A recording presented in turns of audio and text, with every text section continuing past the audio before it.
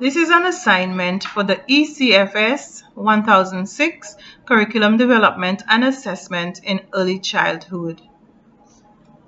Assessment. Which one do I use in my classroom as an early childhood educator?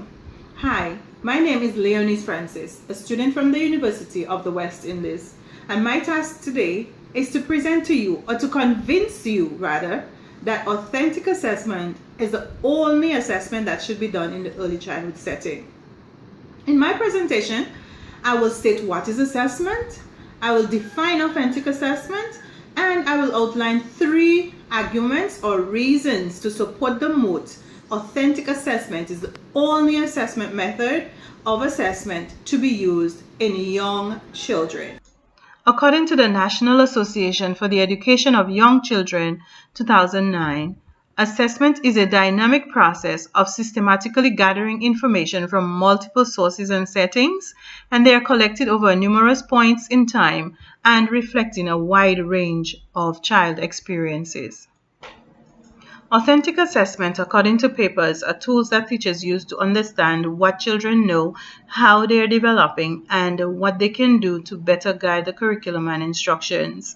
Authentic assessment has a process. First, set the goals, the teachers or the educators, and they design the curriculum. They individualize the learning to meet the individual needs of each child. Then they observe and collect data from multiple sources within that setting, within the natural setting. And then they use that data to assess the child's experiences. Now, some methods of assessment, authentic assessment, are observations, where you can observe the child in the natural setting with others, how they interact, how they problem solve.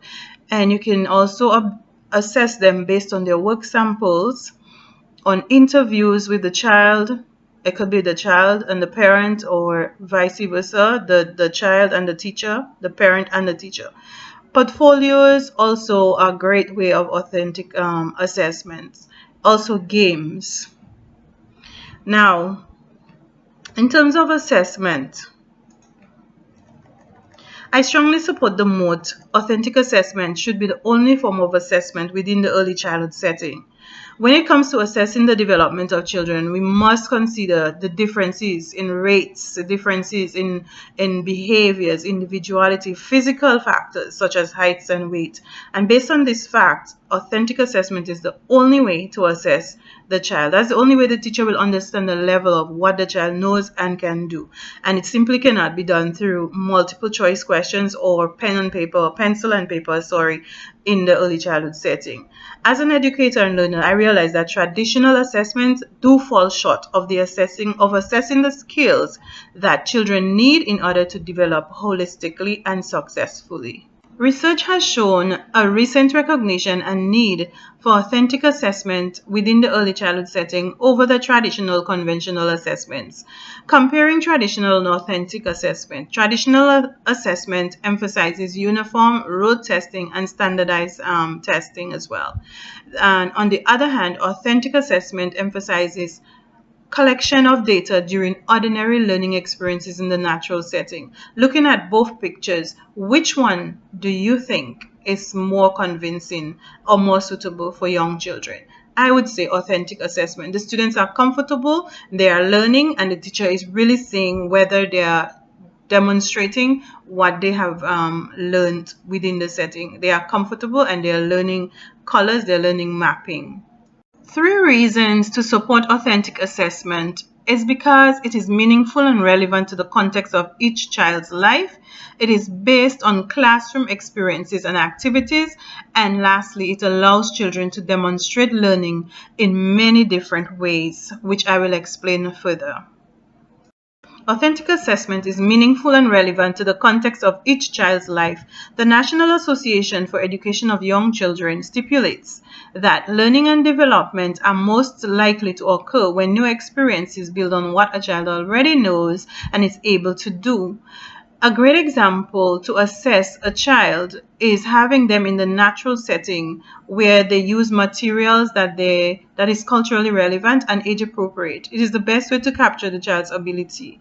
Like teaching the child about money in a shop, a small shop set up in the classroom, is a great way to help that child learn the concept of buying or see how much that child knows about the items. They can even name the shape of the items, the color. They learn problem solving skills. They learn how to interact with each other. And on the other hand, children also can role play different roles within the community and how the real world works and the skills that are needed. And then the teacher can see how well those children are performing. And this information can help the teacher to inform the instructions for that child.